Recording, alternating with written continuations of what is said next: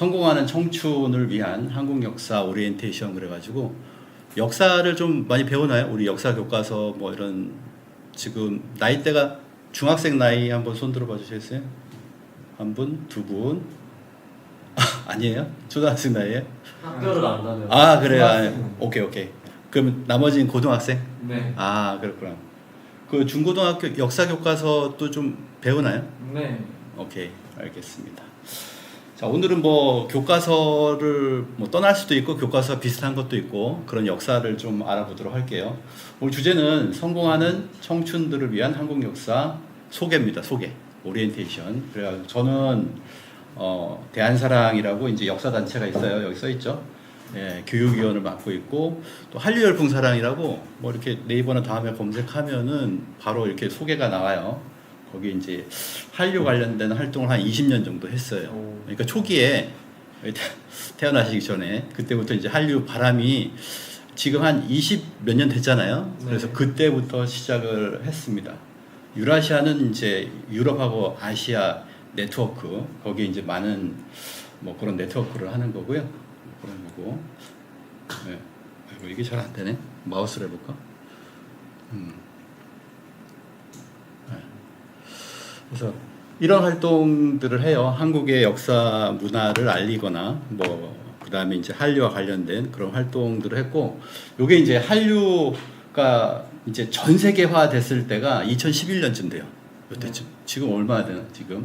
태어나서 아마 아주 어렸을 때 그때가 와, 전 세계에서 이제 유럽하고 이런 데서 한류 붐이 일었을 때 그때 이제 문체부에서 상을 주신 거예요. 컨텐츠 어워드라고. 제가 한류 커뮤니티를 해서 상을 받은 적이 있어요. 그리고 이제 원래는 다음에 또 시간이 되면 만약에 된다면은 독립운동사를 꼭 해주고 싶다라는 생각이 드는데 그리고 이제 주로 이런 주변에 우리 고궁이나 아니면은 국립중앙박물관 이런 데 좀 답사라고 해야 되나? 가서 이렇게 좀 설명도 듣고 그런 적 있어요? 네. 아 그래요. 국립중앙박물관은 가봤어요? 용산에. 네, 가봤어요? 오케이. 그래서 그런데 이제 가이드를 좀 하고 그럽니다. 그래서 이제 직접적으로 설명도 좀 해주고 이런 것들을 해요. 그 이제 경주에도 우리가 국립박물관이 한 13개 정도 있어요. 13개 정도가 우리나라에 있어요. 그 중에도 이제 경주 가면은 이제 경주 박물관이 있는데 뭐 설명하는 부분이고 부여에도 박물관 있죠. 이런 거 설명도 좀 하고 그럽니다. 해외에 나가서 해외에서 또 이제 했어요. 네, 독일 같은데 독일에는 이 에센이라고 해가지고 여기가 이제 중심 옛날에 우리 갔던 우리 한인 분들이 많이 모이는 곳입니다. 혹시 들어보셨나요? 예전에는 좀 가난했어요. 그래가지고 60년대 그때는 광부 아시죠? 광부 탄광 속에서 일하시는 분들을 수출을 했어요. 우리가. 그러니까 이게 돈 벌러 나간 거예요. 그리고 같이 나간 분들이 이제 간호사로 나가고 광부 한 8,000명 나가고 간호사도 한 11,000명 정도가 나갔어요. 이때 나가가지고 뭐라고 해야 되나? 그때는 유로화라고 해야 되나? 달러를 이제 들여와서 우리나라 경제 진흥에 또 노력한 분들이 이제 독일로 갔어요. 이때도 굉장히 가난했었죠. 그래서 탄광에서 일하시고 간호사로 일하시고 뭐 이런 분들. 독일 가보면 지금은 격세지감을 많이 느껴요. 지금은 이렇게 한류 팬들이 많아서 그 한류 팬들만 모아다가 이렇게 그 이야기만 해줘도 굉장히 즐거워하는 뭐 그런 모습들. 다른 데 다 느낄 수 있습니다. 그 옆에 이제 크로아티아라고 있는데 이 친구들은 저한테 뭐 한류에 대해서 얘기해달라 이런 것이 아니라 태극기에 대해서 알려달라라고 했어요. 그래가지고 여기 있는 친구들도 아마 태극기가 뭐냐, 태극에 이제 건, 곤, 감리가 있는데 이게 어떤 뜻이 있느냐 이런 것도 좀 알고 있으면 굉장히 좋죠. 네, 그런 것들. 그런 거를 저한테 알려달라고 하더라고요. 굉장히 신기했습니다. 근데 이것도 벌써 뭐 한 7, 8년 전이에요. 그래서 한류, 그러니까 한국어를 관심이 많아지고 한국 자체에 대한 관심 있는 사람들이 점점 더 이제 많아졌죠. 지금 더 많아졌겠죠. 그래서 2배 이상의 많은 나라에서 한국을 배우고 싶다. 한국학이라고 합니다. 그래서 한국학 강좌도 점점 더 이렇게 늘어나고 있어요. 이제 코로나 이후에 다시 작년에 한번 갔었는데 LA 가고 오렌지 카운티라고 있어요. 이쪽에 있죠. 미국 서부에 있는 나라들이고요. 그 이제 해외에서도 해외 동포들이 우리는 해외 동포들이 한 750만 정도가 있어요. 전 세계에 이제 다 있습니다.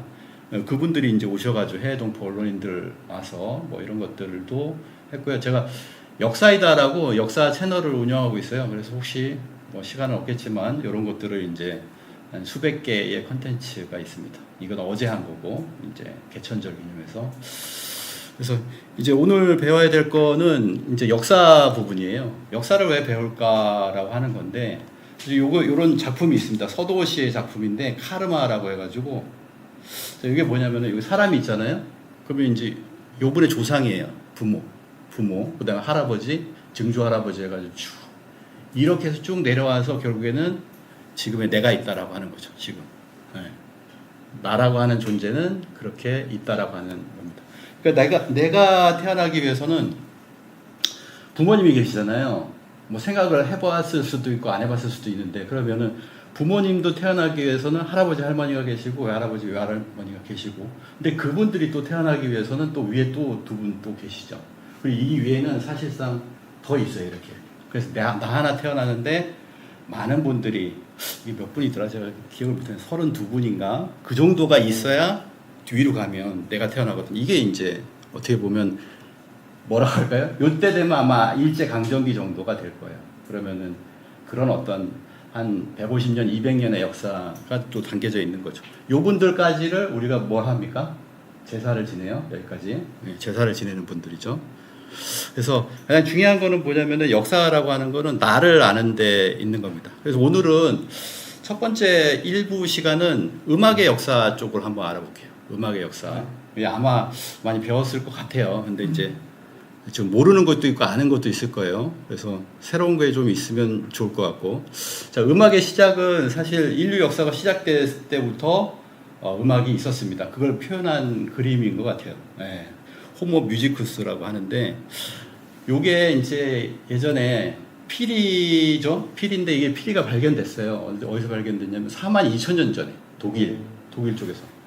그러니까 42,000년 전이면 우리가 알고 있는 건 그냥 그렇게 생각을 하잖아요. 사람도 없을 수도 있고. 근데 그때도 이렇게 음악을 했었구나. 음악의 역사는 굉장히 오래됐습니다. 이미 9,000년 전에 중국에서 나온 뼈피리라고 해서 지금의 음계와 같이 구멍이 뚫려 있다고 합니다. 7개씩 뚫려 있다고 그래요.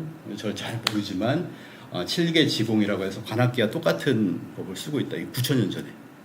우리나라 쪽을 보면 울산에 이게 국립중앙박물관 딱 들어가면 바로 이게 나오는데, 가장 선사고대사관을 딱 들어가면 이 모형으로 이렇게 나와요. 이게 울산에 있습니다. 울산에 지도가 있죠. 저기 울산이에요. 울산에 가보면 이제 이 반구대라고 그 벽에 이렇게 그림이 그려져 있어요. 예전에 이게 몇 년 전 그림일까요? 몇 년 전쯤 될까요? 7,000년. 7,000년 전입니다. 근데 7,000년 전에 여기 60여 마리의 고래가 있어요. 고래가 있고요. 그 다음에 또 뭐가 있냐면은, 요게 이제 뭐라고 생각하세요? 여기, 저기, 저 끝에. 뭐 같아요? 사람. 그죠? 사람이. 어떤 걸. 피리예요, 피리. 피리입니다. 맞췄습니다. 피리예요. 그래가지고 피리를 불고 있는 모습이다. 좀 길죠? 피리 부는 모습인데 굉장히 긴 피리를 들고 있는 모습이에요. 그러니까 7,000년 전에 어떤 음악이 있었다. 그게 이제 고래잡이를 할 때 고래잡이에 도움이 되는 어떤 음악이나 이런 거겠죠. 이런 거라고 지금은 생각이 돼요. 그러니까 이제 오래 전부터 음악이 있었다. 우리 음악과 함께 했다라는 걸 말씀을 드리고, 그 중에 이제 가장 중요한 게 이제 중국에서 우리를 굉장히 신비하게 바라봤어요. 왜냐면 우리를 동쪽의 오랑캐라고 조금 폄하해서 불렀지만 원래는 동쪽의 어진 사람들이라고 해서 동이족이라고 했어요. 동이족이란 말 들어봤나요? 우리를 동이족이라고 해요. 그래서 동방에 동이족이 있었는데, 동이족들은 이상하게, 이게 2000년 전 얘기잖아요. 술을 마시고 노래하며 춤추기를 좋아했다. 이 사람들은 항상 노래를 좋아했어요. 노래 소리가 끊이지 않았다. 남녀가 떼지어 노래를 불렀다라고 이렇게 이야기를 하거든요. 이런 것들이 어떻게 보면 이런 걸 보니까 이게 DNA가 있구나 라고 하는 거를 조금은 느끼게 되는 것 같아요. 그래서 이제 제를 지내고, 귀신에게 절하는 제를 지내고, 그냥 천제를 지내고, 밤낮 술자리 베풀고 모여서 노래하고 춤췄다. 뭐 이런 기록들이 남아 있어요. 그러니까 가장 노래를 잘하는 민족, 춤을 잘 추는 민족, 그게 아닌가라고 생각해요. 제천 문화. 그러니까 이건 뭐 많이 이제 외우는데 고구려 동맹, 부의 영고, 동해 무청 같은 제천 문화가 있었는데 그게 끝나면 하늘의 죄를 지나는 게 끝나면 한 일주일간 춤추고 노래하며 이제 축제를 벌였다라고 하는 그런 기록들이 있고 그때는 슬을 타기 좋아했다. 슬이 뭘까요? 슬. 뭔가 흥 같은. 흥은 아니고 가야금입니다. 아. 이런 현악기를 슬이라고 그래요. 슬. 그래서 이제 가야에서 나왔다니 가야금이라고 하고 이제 똑같은 거를 신라에서 나온 건 신라금이라고 해요. 금이라고 하는데 이제 가야금 대가 우룩이 있고 뭐 검은고의 대가 왕산악이 있다 뭐 이런 얘기들을 많이 하고요. 그다음에 이제 고구려는 뭐가 있냐면 이런 춤을 추는 모습을 그린 벽화가 있어요. 고구려는 벽화가 굉장히 유행을 했는데 이제 그거를 따라한 게 이제 이런 모습이 있죠. 그래서 여기를 보시면은 예전에도 이게 고구려의 그 춤추는 모습인데 춤추는 사람들 있잖아요. 그러면은 여기 있는 사람들은 뭐냐면 따로 연습을 하는 거겠죠, 그죠? 네. 이렇게 하나요? 이렇게 춤추고 좀 뭐 좀 부족한 사람들은 따로 따로 연습을 하고 여기는 노래를 부르는 사람들입니다. 여기는 남자고 좀 어려 보여요.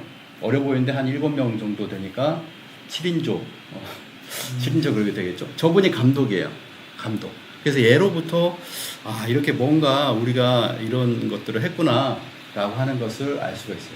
그래서 이거를 억지로 이렇게 맞추면 K-팝의 원조다 이렇게 이야기를 합니다. 감독도 있고 그다음에 훈련을 시키고 그 사람들이 이제 나와서 이제 공연 무대를 가지겠죠. 이런 군무를 예전부터 이렇게 했다라고 하는 거죠. 그래서 예전부터 아까 중국에서 보면 아 우리나라는 참 저 사람들은 왜 이렇게 춤추고 노래하는 걸 좋아하냐라고 했는데 대만에서도 이렇게 얘기하죠. 동이족의 음악 교육이 중국의 역사가 시작된 때가 있잖아요. 그 전부터 이름이 높았다는 거예요. 이름이 높았다. 그러니까 이제 뭐 한류라고 해서 중국이나 일본이나 전부 다 이제 열광을 하는 거죠. 저기 고대는 짤막하게 이제 얘기를 해봤고 근현대로 한번 넘어와 볼게요. 자, 100년 전에는 이렇게 음악을 하던 사람들이 약간은 어떻게 보면 약간 그 하대를 받았던 때가 있었어요. 꼭 필요한 분들인데도 불구하고 그럴 때가 있었는데 그 흥을 주었던 분들이 남사당패라고 합니다. 그리고 이제 우리가 좀 기억해야 될 이제 한 분이 이제 한성준이라는 분이 있는데 이분에 대해서 좀 들어봤나요? 들어본 적 없어요? 한성준 그냥 이제 뭐 알고만 계시면 돼요. 한국 근대 춤의 아버지다. 우리가 이제 여기 계신 분들이 다 춤을 추니까 다른 춤이지만 춤의 아버지다라고 해서 올해 이제 7월 달에 이제 150주년 기념 공연을 했어요. 조선시대 춤을 근대적 춤으로 정립한 전통 가무악의 거장이다라고 이렇게 얘기합니다. 이게 이제 며칠 전에 있었죠. 150주년 기념 공연을 했었는데 한성준이라고 하는 분인데 한국 근대 춤의 아버지 그의 손녀가 여기 옆에서 이제 손녀한테 이제 물려주는 거예요. 손녀가 한영숙이라고 하고요. 그 옛날 춤은 이런 거예요. 그 한영숙 씨가 바로 그 한성준의 그 춤을 그대로 이제 계승 받아가지고 추는 모습들 이런 거죠. 승무. 승무나 이제 뒤에 보면은 하게 되어서 학춤도 있어요. 학춤, 동물춤도 있고 옛날에는 자, 이런 것들이 있습니다. 한번 더 볼까요? 뒤에 가면 여기 이제 학춤. 옛날에 이런 춤들이 있었다라고 하는 거죠. 이 한영숙이라 하는 분이 그 한성준 선생의 그걸 계승을 받았는데 이 한영숙의 사촌 동생이 한백희라고 하는 분이 있습니다. 요번부터는 좀 알거나 모르겠어요. 이제 여성 1호 매니저다. 좀 이렇게 흐린데 대한민국 여성 1호 매니저다. 뭐 이렇게도 얘기를 합니다. 누구의 매니저냐면 김한선 씨. 네, 김한선 들어봤죠?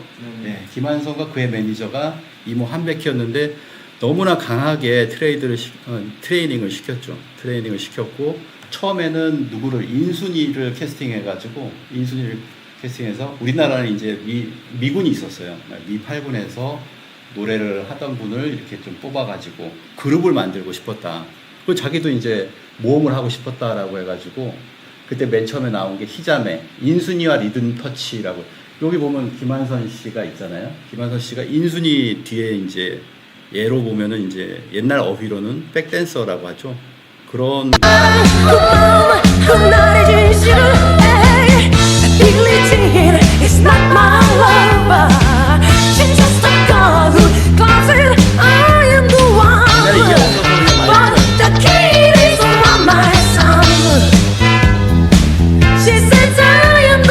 제 중간에 이제 김한선 씨가 있었는데 1986년에 그뭐 언제야? 지금으로부터는 한 40년 되겠네요. 40년 전쯤에 그때 이제 데뷔를 합니다. 댄스 전문 가수라는 게 없었을 때 최초의 춤 전문 가수로서 이제 김한선 데뷔를 하죠. 그때 이제 사실은 저희는 깜짝 놀랐죠. 이랬으니까. 혼자서 이렇게 나와요.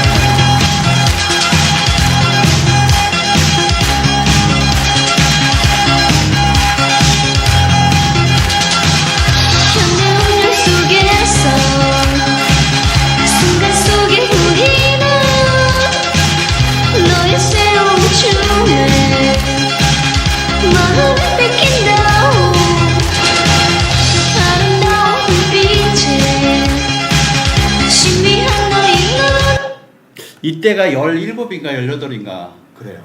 그래서 이제 처음에 발탁된 게 14살이니까 아까 86년이었죠? 그러면은 17이네요. 저 17의 나이에 혼자서 이렇게 나와가지고 이렇게 트레이닝을 시켰다. 그래서 이제 연습생 시절 이모의 집에서 이렇게 연습만 주거라 했는데 오전에는 노래, 점심에는 음악, 저녁에는 춤, 하루 일과가 빽빽했다. 그래서 훈련을 받고 왔는데 이수만 씨가 SM의 이수만 씨가 와가지고 그때는 SM이 없었죠. 와가지고 충격을 받았다. 아마 그래서 뭔가 따라한 것 같다. 뭐 이렇게 이야기를 합니다. 그래서 이수만 선생 같은 경우에는 이렇게 현진영이나 뭐 이런 사람 발탁을 했죠. 그래 우리가 사실 그 굉장히 충격적인 노래들이 많이 나왔던 게 1992년 이제 한 들어와가지고 한 30년 전이죠. 그때 이제 이 노래가 굉장히 충격을 줬어요. 1992년에 많은 이 노래 아시죠? 흐린 기억 속의 그대. 들어봤어요? 현진영이랑 가수는 이 노래 아마 들어봤을 거예요. 92년에 한 6개월을 풍미를 했어요. 그리고 이제 드디어 이제 서태지와 아이들이 나왔죠. 서태지와 아이들이 나와서 그때 굉장히 혁명적이었어요. 그 이준호, 서태지, 양현석 해가지고 이 세 명이 92년에 데뷔를 해서 그때 사회는 이 사람들을 감당을 하지를 못했는데 그렇기 때문에 이제 혁명적이라고 하는 태어나기 전이죠 참. 그러네 그래.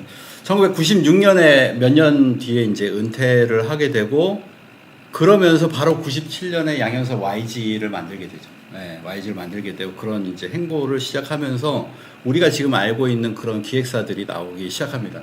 그때 그 계기가 됐던 것 중에 하나가 뭐냐면 우리나라가 이제 구제금융이라고 해서 IMF가 있어요. 국제통화기금이 있는데 구제금융을 신청할 정도로 굉장히 우리나라가 가난해졌을 때. 네. 그리고 그 다음 해가 일본 문화를 개방을 합니다. 이게 이 개방이라는 걸 잘 모르실 텐데 그때 당시에는 뭐냐면 우리는 일제 강점기를 거쳤고 그렇기 때문에 일본 문화를 막고 있었어요.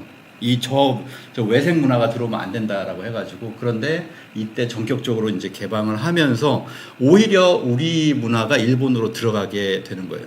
이제 나라 곳간이 거덜났다. IMF 시대로 들어가서 뭐 금모으기 운동도 하고 했는데 그때 당시가 이제 김대중이라고 하는 대통령이었는데 여기가 손정희라고 해서 이제 일본의 큰 뭐 제일동포라고 할 수 있겠죠. 그런 부자가 있습니다. 이 사람들이 와가지고 조언을 해줘요. 빌 게이츠하고 와가지고 이제 가장 중요한 게 뭡니까? 우리가 이제 경제가 어려워졌는데 일어서려면 뭘 해야 됩니까? 라고 하니까 첫째도 둘째도 셋째도 브로드밴드라고 얘기를 해요. 브로드밴드가 뭐냐면 초고속 인터넷. 지금은 다 깔려 있잖아요. 초고속 인터넷. 다 인터넷 깔려 있는데 그때 당시에는 이랬어요. 1998년에 15만 가구도 이 인터넷이 깔려 있지 않았는데 몇 년 사이에 이 IMF를 극복하는 과정 속에 2001년도 되니까 전국이 다 이제 인터넷이 깔려버린 거죠. 이렇게 되면서 이제 기반이 형성된 거예요. 그래서 한류라고 하는 것이 뭐냐면 IMF로 우리가 가장 어려웠을 때 생겨난 독특한 문화다. 그럼 물론 그 이전에 재능이 이제 축적되어 있었던 거예요. 근데 왜냐하면 우리나라가 어려우니까 어떻게 됩니까? 밖으로 나가야 돼. 밖으로 나가야 돼. 그래서 SM도 이때 뭐냐면 일단 돈 버는 거 뭐 어쨌거나 해외 시장을 개척해보자 해가지고 해외로 나가기 시작합니다. 왜냐하면 우리나라에서는 아무리 노래로 사업을 해봐야 얻는 수익이 IMF인데다가 요만큼 밖에 안 돼요. 근데 어떻습니까? 일본 시장, 미국 시장, 유럽 시장 엄청나잖아요. 저 영국이죠. 영국, 프랑스, 독일 이런 시장이 굉장히 크다 보니까 경제적으로 봐도 여기 진출해야 된다. 여기로 가야 된다. 이런 거죠. 그래서 나가기 시작합니다. 이렇게 나가는 거죠. 그리고 이때에 이제 홍콩이 영국의 그 어떻게 보면은 영국이 지배했던 때가 있었는데 홍콩도 중국으로 반환되면서 이제 홍콩으로도 이제 진출을 하기 시작합니다. 그러면서 이제 96년, 97년에 이제 클론이 나가면 대만에 진출하면서 한류라는 이름이 만들어져요. 이때 막 불려요. 한류라고 해서 이렇게 한자로 한류 이렇게 불리게 되고 실제적으로는 이제 H.O.T 하면서 한류가 본격적으로 등장하고 일본 문화가 개방이 되면서 우리가 일본으로 진출하기 시작한 거죠. 그래서 우리가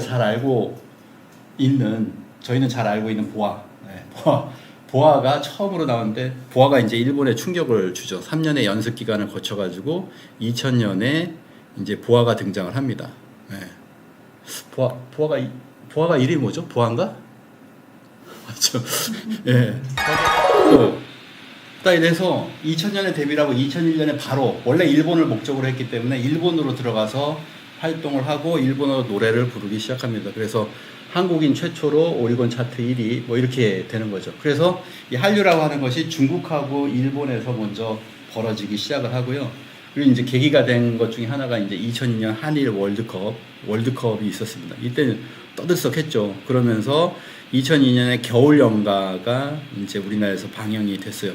그리고 이제 2003년에 NHK 일본에서 이걸 수출을 해갔는데 이때 이제 일본에서 한국인에 대한 어떻게 보면은 이제 한국인을 어떤 외국인 중에서도 어떻게 보면 좀 낮게 보는 일본인들의 어떤 의식이 있었거든요. 근데 그게 바뀌기 시작할 때가 바로 이때예요. 배용준 이렇게 들어가면서 먼저 바뀐 사람들이 누구냐면 한국 남자랑 연애도 하고 싶고 배현진 大好き 배현진 최고 배현진 이상해요 こんなヨン様でも 会いたいです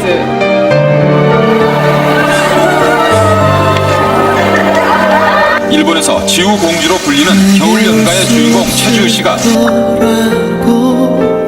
겨울연가는 국내 1조 원이나 되는 경제 효과를 낳았다는 분석이 나오고 있습니다.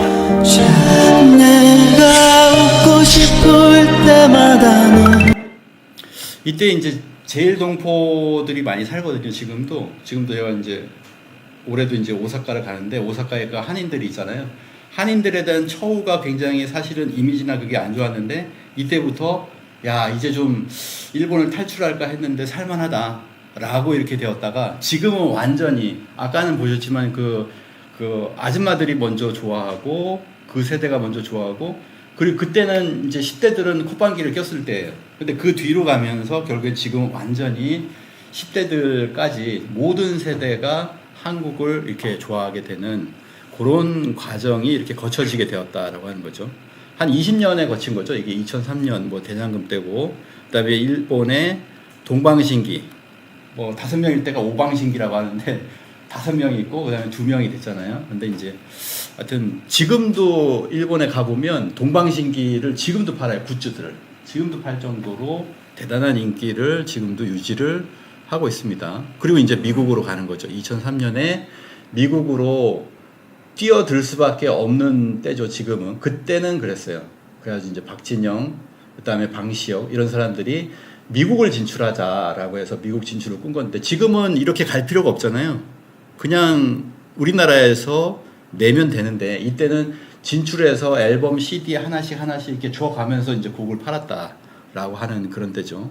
그래서 이때에 방시혁이 독립을 하게 되고 이렇게 바뀌는데 결국에는 뭐냐면 2005년에 지금 아마 지금 태어났을 때 유튜브가 이미 이제 유튜브 시대가 있었죠. 근데 유튜브가 세상을 바꾸기 시작을 합니다. 그러니까 우리나라에서 그냥 뭔가 이제 뮤직비디오가 나오면 전 세계에서 이게 보게 되는, 그전에는 뭐냐면 유튜브가 없을 때는 어떻게 됩니까? 미국 진출을 했어야 돼요. 앨범을 가지고 찾아다니면서 이게 진출을 했어야 되는데 지금은 그렇지 않고 유튜브 시대가 됐다. 그래서 컨텐츠가 전 세계로 이제 퍼져나가게 되었다라는 거죠. 또 하나는 뭐냐면 스마트폰 시대가 됩니다. 2007년에 아이폰이 출시를 하면서 2007년 아이폰 출시하고, 그 다음에 이제 2010년쯤에 삼성전자의 갤럭시가 나오면서 전 세계로 이제 스마트폰이 애플하고 이제 갤럭시가 석권을 하게 돼요. 그래서 인터넷과 스마트폰 그리고 이제 어떤 플랫폼의 발달로 인해 가지고 이제는 뭐냐면 그 지역을 가지 않아도 그 지역을 커버할 수 있다 이거죠. 그 정도로 이제 지금은 확장을 한 시대다. 그거에 이제 좀 어떻게 보면 아까 말씀드렸던 터닝 포인트가 언제냐면 우리가 잘 모르고 있었어요. 원래는 다 스며들어서 한일 월드컵 이후에 저 남미나 유럽에서도 우리를 주목을 하고 있었는데 우린 잘 몰랐어요. 근데 그걸 알게 된 게 언제냐면 2011년입니다. 네. 2011년에 SM타운에서 유럽의 최초로 K-팝 공연을 했는데 K-팝 공연을 하루를 더 해달라라고 이제 요거는 이제 시위를 하는 장면이에요. 시위를 하러 나온 거예요. 즐겁게 시위를 하는 거죠. 그래서 하루를 더 하게 되었어요. 2011년 파리에서 라이브 공연을 했다라고 하는 거죠. 요때 상을 탔어요. 그래가지고 뭔가 주시더라고. 한류 커뮤니티를 한 10년간 그냥 운영을 해왔다라고 하니까 그때 이제 상을 주셨습니다. 그리고 이제 2012년에 싸이 강남 스타일 열풍이 불면서 이제는 뭐냐면 우리가 이 구분을 이렇게 하잖아요. 처음에는 이 구분하는 게 그냥 뭐냐면 아시아의 중국하고 일본이었었는데 이게 동남아시아 까고 유럽 일부, 이제 지금 전 세계. 그래서 지금 한 한류 4.0 뭐 5.0 얘기하는데 어쨌든 전 세계에 내가 뭔가를 하면은 바로 전 세계에 퍼지는 그런 때가 이제 되었다라고 하는 거죠. 그런 시대에 지금은 와 있습니다. 2013년 여기 가지고 예전에는 뭐냐면은 이 빌보드라고 하는 게 2018년에 처음으로 한국 가수가 빌보드 1위를 했는데 2001년에 이분 누군지 아시나요? 가수 김범수. 네. 이분이 한국 가수 최초로 뭐 200몇 등 했다고 그 대서특필이 됐어요. 그때 당시에는 그 정도로 빌보드는 높은 벽이었습니다. 뭐 예전에 이제 그 이전에 가신 분이 있지만 이분은 뭐냐면 전 세계가 아니라 그냥 미국에서 이제 빌보드 7위를 했었던 김시스터라고 있고, 그다음에 이제 이 빌보드의 진출의 역사 쭉 보면 2018년에 1위를 하기 전까지 전부 다 그렇잖아요. 120 뭐 해가지고 쭉 이렇게 갔었거든요. 그 아래쪽에 있었는데 이제 뭐냐면 지금은 빌보드 1위를 어떻게 보면 밥 먹듯이 하는 그런 때가 되었죠. 네, 빌보드 정상. 그래서 이걸 몇 년 전에는 이제 미국을 무너뜨렸다 이렇게까지도 이제 얘기를 합니다. 비틀즈보다 더 대단한 성취다. 요게 이제 비틀즈라고 이제 제가 어렸을 때는 비틀즈 노래만 막 들었어요. 네, 비틀즈 노래를 초등학교 때쯤까지만 하더라도 비틀즈 노래 들었어요. 이 비틀즈가 이제 미국을 침공을 했다라고 이렇게 얘기를 합니다. 영국의 공습이다라고 해서 1964년이면 벌써 60년 됐잖아요. 네, 그 이전에는 공연했는데 비틀즈하고 이름이 비슷하잖아요. BTS, 비틀즈 그래가지고 이게 비틀즈가 이제 미국의 Shake it up, baby. Twist and shout. Twist and shout. Come on, baby. Come on, baby. Come on and work it on out. Work it on out. 근데 이 비틀즈처럼 미국을 새롭게 침공한 사람들이 침공이라는 얘기를 썼지만 이게 이제 한국 사람들이 한국어로 이렇게 미국을 점령했다라고 하는 거죠. 그러니까 이게 BTS는 영국이었으니까 어떻게든 영국식 영어잖아요. 영어가 그냥 들어온 건데 이게 한국어로 된 앨범이 미국을 공식적으로 정복을 했다. 올림픽 금메달이나 월드컵 4강에 비길 만한 큰 성과다라고 할 수가 있겠죠. 유례가 없는 현상이다라고 이렇게 이야기를 합니다. 그래서 지금은 뭐 이런 얘기도 하더라고요. K-팝 놀이터가 된 빌보드 차트. 빌보드 차트에 보면은 전부 다 이제 한국 앨범으로 가득 차 있습니다. 이제 그런 상황으로 지금은 이제 유튜브에서 넷플릭스, 뭐 영화, 드라마 이렇게 이제 넷플릭스 한류라고 하죠. 넷플릭스를 타고 한류가 더 크게 성장하고 있다.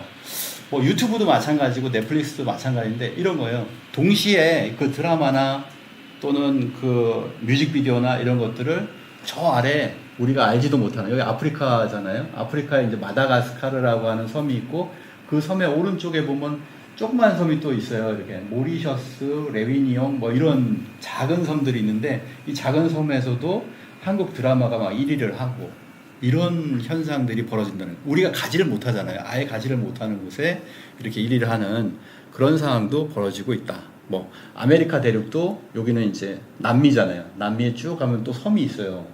들어보지 못했죠. 과델루프, 마르티니크, 그리고 뭐 가서 공연할 수 있는 것도 아니고 그런 서인도 제도의 섬조차도 뭐 이렇게 드라마가 1위를 했다. 뮤직비디오가 많이 보더라.